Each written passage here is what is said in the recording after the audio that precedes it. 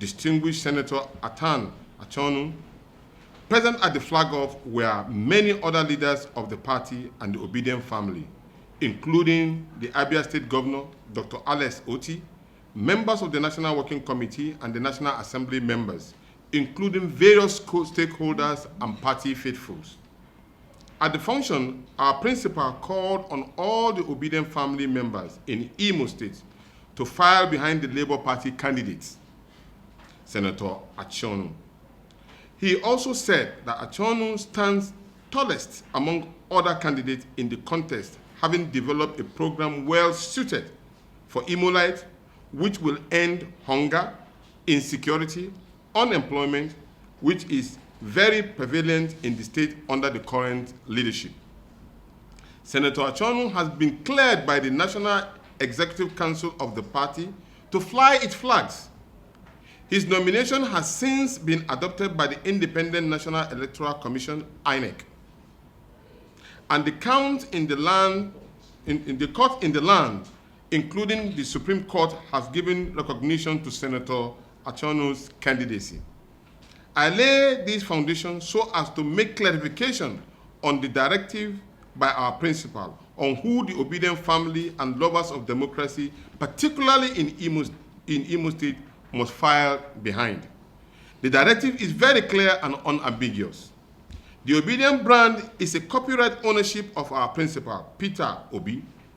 The youth who believe in his style of leadership and politics, with his messages, which has resonated with the Nigerian youth, in this case especially with Imo youth, have now been directed to file behind Senator Athan Achonu.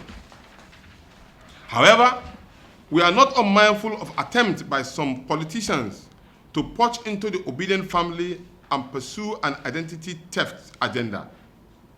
We are aware also that some political parties are making efforts to misdirect some of our family members. Two other parties who are contesting in the election, particularly the PDP and the APC, are guilty as charged. We are aware that the intimidating activities of the Obidients all over have driven fears into them, and thought of confronting these fellows of the Peter Obi in the November 11 election has thrown spanners into their minds. We are also not unmindful of huge resources being deployed by the state government, as well as 4,000 fake job promises being offered to our members in order to poach them. As laughable as these offers and promises are, the Imo youth are much more intelligent and well-informed. They can't compromise their future because of these antics of some failed politicians who have raped the state and have encouraged insecurity for their selfish interests.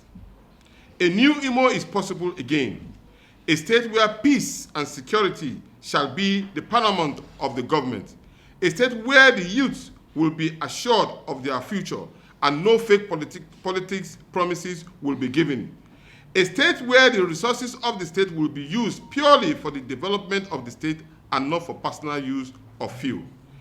A better Imo is attainable with Senator Athan Achonu. Thank you. Signed, Prince Kenneth Anotu. That the Obidients movement, as we all know, is a movement that we are giving birth to based on the need to enthrone good leadership in Nigeria. Nigerian youths became tired, both home and abroad, became tired of the old order, and there is need for us to change the narratives. Reason why we filed behind His Excellency Mr. Peter Obi and supported his candidacy from beginning till the end. And even after the election, the Obidients movement are still behind Peter Obi to reclaim his mandate. As you all know, we are the Supreme Court. And nobody should lay claim. Obidients movement does not have any coordinator anywhere.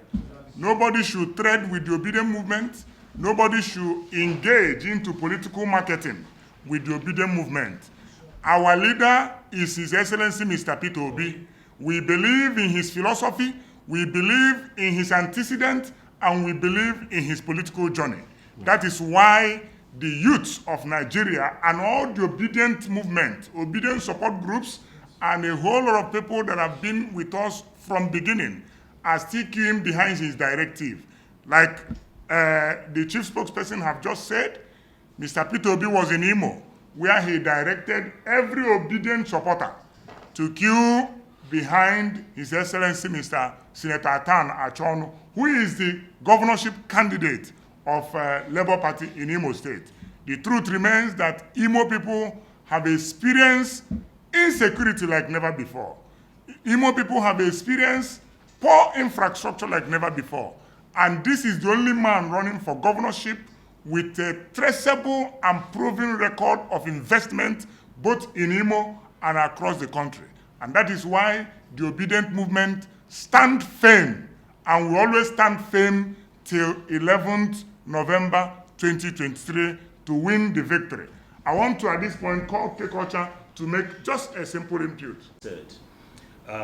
Obedient movement has no other coordinator anywhere else, has no other leader anywhere else apart from His Excellency Mr. Peter Obi.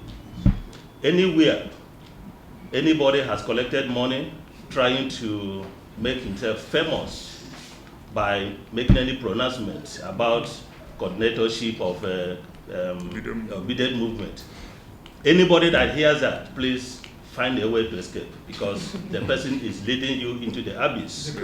He's a criminal and is supposed to be arrested.